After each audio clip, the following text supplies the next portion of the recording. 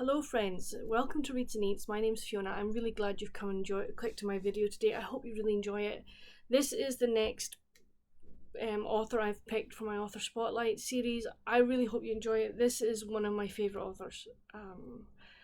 I just love her writing. I love the way that she can craft a story. Her characters are just so good, and the story just draws you in. If you've known me for a while, you probably have guessed maybe which author I'm about to talk to you about. If not, it's going to be a surprise. So yeah, the author is Deborah Harkness, and she has written the All Souls. It was going to be a trilogy, but there are other books in the series now, which is like, yes. And the reason I've chosen this author for this month is that she has a new book coming out, The Blackbird Oracle, and that comes out in I think July in the States and August in the UK. Now it gives you time, if you like the sound of these books, to actually read the series before the new one comes out. Or in the case of, I know that Storm from Storm Reads is going to start rereading the series this month, so that she's got time, and I actually thought that was a great idea, so I may actually start pick the series back up again and reread them, so that the story is fresh in my head when I sort of pick up the new one. Although I can remember the majority of it, I think, but it's always good to have a refresh. Anyway, so that's kind of the reason I've chosen. I was going to choose Deborah Harkness anyway at some point, but this is why I've chosen her this month. So, All Souls Trilogy. This is a story that revolves around humans, vampires, witches, and demons. Okay, and we meet Diana in the first book. We meet Diana, and Diana is a witch, but she doesn't use her magic.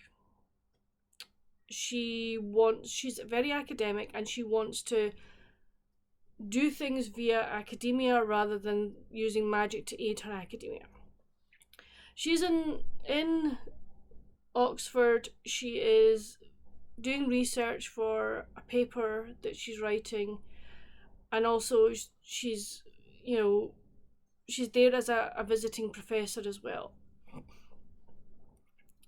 One day while she's in the Bodleian Library, she is calling up various journals to look at, and there's this one journal in particular that has a very physical reaction to her, and also it comes to the attention of the vampires, the demons. Okay? And whilst in the library, she meets Matthew Claremont. Now, Matthew is a vampire, and his first sort of reaction to Diana is to protect her. And this kind of goes against convention, in that there should be no, shall we say, relationship or feelings between vampires, demons, and witches. But Matthew doesn't really care for that, and so he starts a friendship with Diana, which leads, to a romance, which is like, oh, that's a no. But the various other factions wanting to try and get Diana to pull this manuscript back up because they know how important it is, but it's, that's not going to happen. We see Diana and Matthew go to various places in the world to try and discover more about this manuscript, but also for her to try and work out what is with her magic, why it is as it is. It was a great start to the series. It really was. I really, really enjoyed it. I liked the characterization. I liked the characters we meet. There's some that you immediately dislike. There are some that you think, oh, you're really cute, you're really sweet, and I just loved it. So that's the first book. The second book is Shadow of the Night, and in this one we find Matthew and Diana going back in time, because one of Diana's abilities as a witch is to time travel. So we find them going back to Elizabethan England. I'm sure it's Elizabethan England. And we meet my favourite character of this series in this book. And he's a vampire called Gallowglass, and he's Scottish, and he is just an absolute sweetheart. He is just like, I'm like, oh, you're so sweet. I like you. You may be a vampire, but I really like you. And he like Matthew, is very, very protective of Diana. Very protective. I really like the history in this book. I really did enjoy the history. There is one bit of it that is wrong,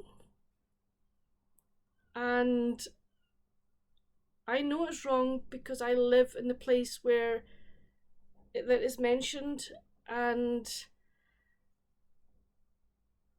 it's like you got that wrong. So I have to say I did inform the publishers, but hey ho. So yeah, but that apart from that, the history and the more we heard about Matthew's backstory was brilliant. It really was. And also in this book, we meet a group of witches who are going to help Diana with her abilities and to harness them and to use them. We also find her mothering side, her mothering nature come out, especially with two young children, which is beautiful to see. She also discovers her familiar, which is superb. Her familiar is just so good. It's so fun. So yeah, so I did, apart from that one blip, I love this book. It doesn't look as if I've read it. I have read it, but I am definitely going to be really happy to jump back into this one, and to find, to reacquaint myself with Elizabethan England. And then the third book I have is the Book of Life, and this is set back in modern time. So Diana and Matthew have come back to modern time. They make some very major decisions about their lives, about what they want to do and how they want to live, that maybe goes against the grain. They have got the support of their family and friends, and with that they make these big decisions that is altering not only for them but for the whole of the vampires, the witches and the demons. And it's how they do this. It's how they work things out. There is one character in the book who is really not happy, and he's been hunting them for the whole series, and things come to a head in a not too pleasant manner. I can remember parts of it, and it's like, oh, so I really thought it was a great way. I thought, okay, this is a great way to end the series. And you meet people from the first book, you meet them back in this book. Gallowglass comes from the second book into this book as well, which is great. But you're like, oh. So, there's a bit in it near, I was like, I was slightly tearful, I have to say. And you find out bits about what happened to various people from the second book as well, which is great. She really managed to tie a lot up in the third book, and I was like, oh, great trilogy, absolutely adored it. So I'm looking forward again to diving back into this. But then she surprised us.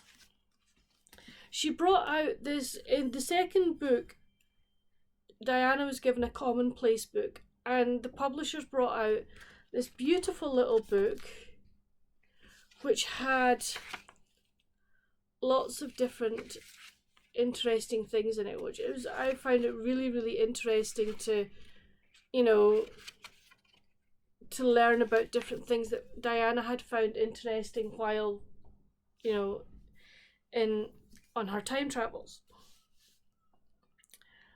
But we then got Times Convert. Now, Times Convert is the story of Marcus. Marcus is a vampire, and Marcus is, now I think he, if I get this right, he is Matthew's son. Okay? And whilst Matthew and Diana are in Elizabethan England, Matthew is tasked, along with his mother, or Matthew's mother, and various other members of the family, to look out for artifacts that maybe have Matthew and Diana on them, sort of type thing. And to do that, he enlists the help of Phoebe. Now, Phoebe worked for an auction house, and there was instant attraction between the two of them, but she's human. So that is, what's she going to do about it? Is she going to stay a human and therefore die before Marcus does? Or is she going to take the big step and transform into a vampire?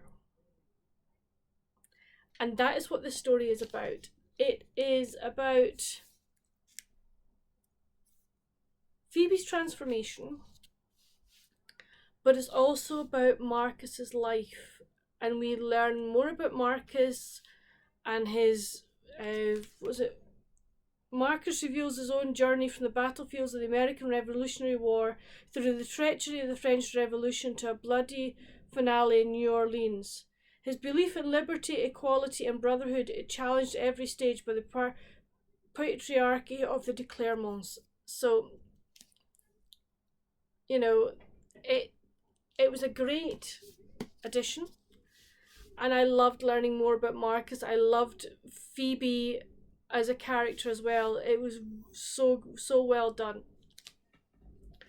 And then the final, I do have a hardback copy of A Discovery of Witches, and kind of that's the end papers. And then they brought out this beauty. Okay, so A Complete Guide to Discovery of Witches, Shadow of the Night, and the Book of Life. This book is just amazing. Okay, end papers, but what we get is we get all the information about various organizations, the creatures, the synopsis, locations, magic, science, alchemy, decorative arts, lifestyles, literature, translations, and wider reading. Okay, and we get an inspiration from Deborah as to why she wrote the series, and then you get things like, as I say, synopsis of the various books, and then you get these wonderful illustrations.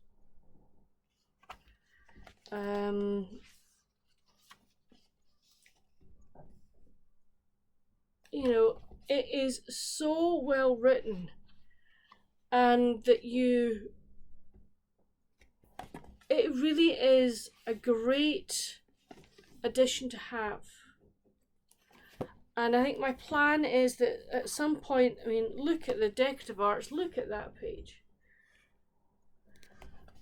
I think what my plan is when I'm going to do my reread is I'm going to have this beside me, and I will sort of look at various characters and what Diana had written about them, their backgrounds, etc. as I read. I think it'll be a really great companion to be reading as I'm reading the stories. So that's it for this video. I know that the Blackbird Oracle it centers around Diana again, and she's now looking at, instead of the bishop side of the family, she's looking at the proctor side of the family. So I am really, really looking forward to that and seeing where the story goes from there. I am keeping my fingers crossed that at some point, if Deborah is well enough and able enough, that she will write Gallowglass's story. I would love to hear his story. I really would. I think he's just such a wonderful character. So Deborah, if you ever watch this video, please give us Gallowglass's story. I would love it. I really would. But anyway, I hope that this video, friends, has whetted your appetite for A Discovery of Witches and the All Souls trilogy. There is also a TV series. It was made into a TV series. I've watched season 1. I have seasons 2 and 3 to catch up on. But I think I'm going to go back to the beginning again with the DVDs and watch them that way. And so I've got that as well. But yeah, great series, and I really hope that you will pick it up. If you've read it, please let me know down in the comments. What did you think of it? Did you enjoy it? Have you seen the TV adaptation? I would love to know your thoughts on that. Or has it whetted your appetite for the series? Again, come chat with me down in the comments. But until my next video, friends, stay safe, happy reading. Bye.